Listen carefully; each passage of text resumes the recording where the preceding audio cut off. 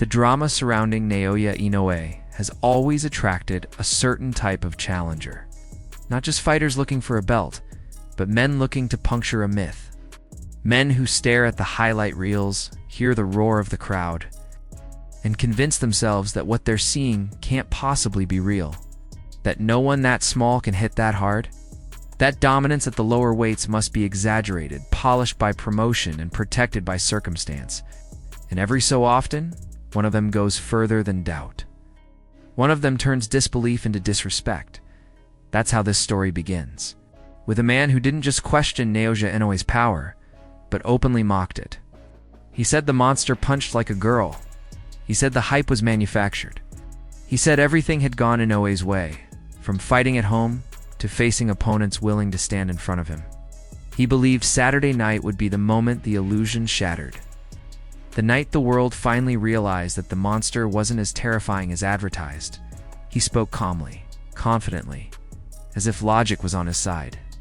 Inoue's fights had been in Japan. Some opponents came up in weight. The arenas were friendly. The promotion was powerful. In his mind, these weren't excuses. They were explanations. He believed that when forced into a real fight away from comfort, the truth would surface. The punches wouldn't feel so heavy. The aura wouldn't hold up. The monster would look human. What he didn't understand was that Naoya Inoue has never relied on illusion. His reputation wasn't built on geography or circumstance. It was built on fundamentals so sharp they bordered on cruel. And power generated not from size, but from perfect positioning, timing, and balance. The kind of power that doesn't always look explosive until it's already too late, when the bell rang. The difference between talking and knowing became immediate. Inoue moved with an ease that felt unsettling from the opening seconds. His footwork was light, almost relaxed, but every step had purpose. He wasn't rushing to prove anything. He wasn't trying to make a statement in the first 30 seconds. He was reading, measuring, calibrating, and when he threw his first jab, the sound told a story the words never could. It wasn't fast for the sake of speed. It wasn't flashy. It was heavy. A piston-like jab that snapped the opponent's head back just enough to plant a seed of doubt. Another followed. Then another. Each one landed with frightening consistency, resetting the distance, breaking rhythm, forcing reactions. This wasn't someone swinging wildly.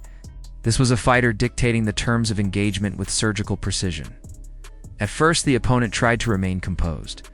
He feinted, looked for counters, attempted to disrupt the timing. He even landed a solid left hand, a moment that might have mattered against someone else. Against Inoue, it was barely acknowledged. The monster blocked, shifted his weight, and answered with a sharp combination that reminded everyone watching who was in control. As the first round unfolded, it became clear that this wasn't just about speed. It was about accuracy. Inoue didn't miss. When he threw, he connected. And when he connected, the effect traveled through the body, not just the head. Each jab carried his weight forward. Each right hand came straight down the center, efficient and punishing. By the second round, though, the fight began to change in ways the opponent hadn't anticipated. Inoue started going downstairs. Left hooks to the body landed under the elbow, not thrown with reckless abandon, but placed with intention. These weren't knockout shots meant to end the fight immediately. They were investments. Each one stole breath.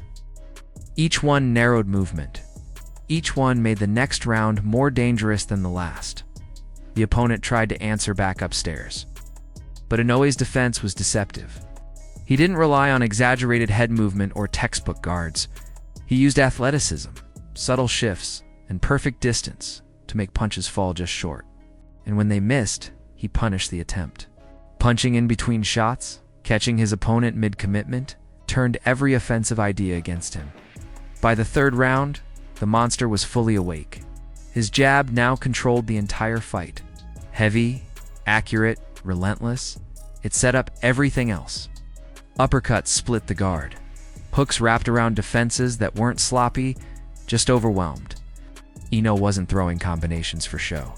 He was responding to openings in real time, adjusting the arc of his punches mid-flight, lifting shots over gloves, sneaking them through cracks that didn't seem to exist.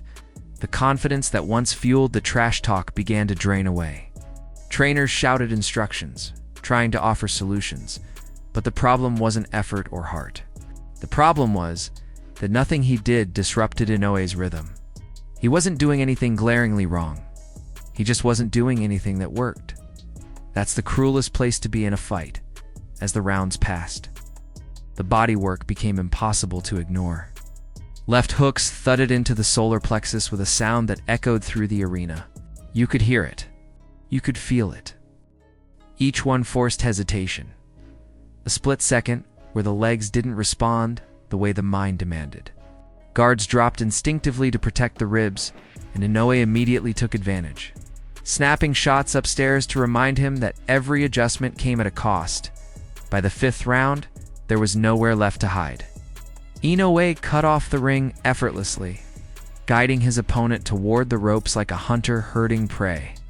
When he had him there, he unloaded with ruthless efficiency. Hook after hook slammed into the body, landing in the same spot over and over again. This wasn't rage. This was execution. The opponent tried to brace himself. He tried to endure. But the body doesn't negotiate.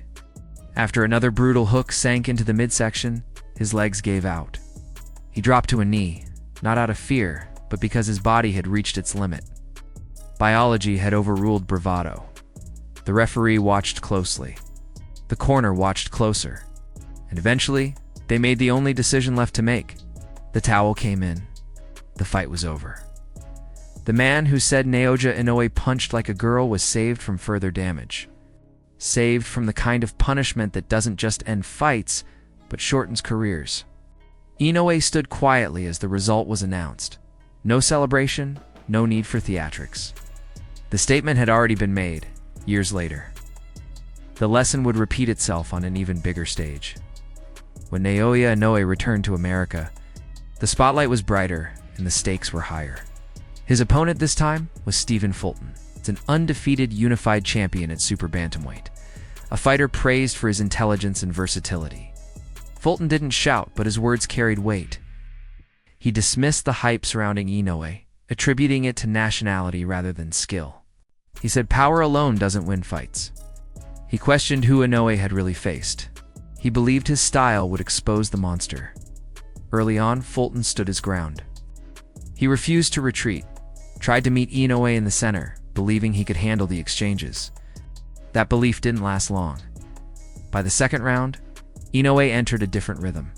His punches came faster, sharper, heavier than anything Fulton had experienced. The monster wasn't just reacting anymore. He was anticipating. Every exchange ended with Fulton paying a price. By the 3rd round, the confidence was gone. Fulton circled, retreated, tried to reset, but Inoue was always there, cutting off angles, denying space. Then it happened. A crushing right hand landed clean, and Fulton ran. Not strategically, instinctively. Inoue chased him down, closed the distance, and dropped him for the first time in his career. Fulton got up, because champions always do. But the end was inevitable, pinned against the ropes. Fulton absorbed a final barrage before the referee stepped in to save him. Another undefeated champion dismantled. Another narrative erased. After the fight, Fulton admitted what so many others had learned the hard way. Inoue wasn't just powerful. He was smart. He was precise. He was on another level. That's the real karma. Not just the knockouts, but the education. The realization that the hype wasn't inflated. It was understated. Inoue doesn't argue with critics. He doesn't trade words. He doesn't need to. He lets his fists deliver the lesson every time. So now the question is yours to answer. Was this the most brutal case of boxing karma you've ever seen? Or do you believe there's still someone out there who can finally silence the monster? Let me know what you think in the comments. And if you want more dramatic, story-driven deep dives into boxing's most unforgettable moments, make sure to like the video, subscribe to the channel, and turn on notifications so you never miss what's next.